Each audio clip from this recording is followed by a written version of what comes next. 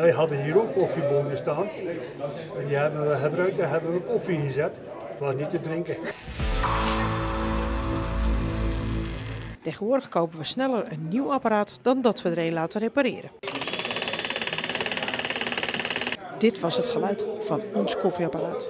We reden naar de reparatieclub West-Vlaanderen en vroegen of zij ons koffieapparaat konden repareren. Zijn het een stel heren op leeftijd die het leuk vinden om dingen te maken, om dingen te repareren, om voor klusjes oplossingen te verzinnen en dat soort dingen.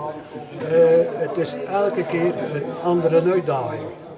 En die uitdagingen, dat is voor ons het leuke ervan. Kunnen we het voor elkaar krijgen.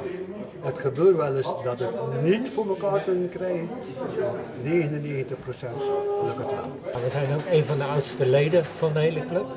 En ja, het heeft te maken met de natuur, dat alles recyclebaar moet zijn en goed moet zijn.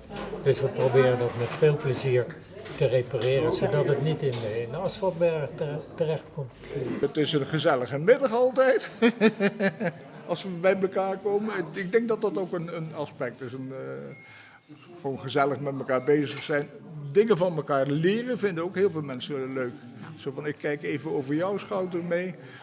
Of iemand die komt ergens niet uit en die zegt, oh, wil jij ook eens even meekijken? En dan samen naar een oplossing zoeken. Dat is ook een deel van de fun, zal ik het maar noemen. Er is een voorbeeld binnengekomen vandaag van iets met een sentimentele waarde. Dat is met name een speeldoosje. En die mevrouw die zegt, ja, mijn kleine, het kwam uit de familie al van jaren her. En die mevrouw zegt, ja, mijn kleinzoon vindt het zo leuk om mee te spelen. Dus dat is dat soort dingen kom je tegen. Klokken bijvoorbeeld ook. Nou is vandaag de klokkenmaker er niet. Maar er komen heel regelmatig klokken binnen. En mensen hebben daar ook een emotionele band mee, want die is nog van opa geweest of die gaat al langer mee in de familie. En dan vinden ze het toch leuk om hem weer tikken te hebben. Na een aantal weken konden wij ons koffieapparaat weer ophalen.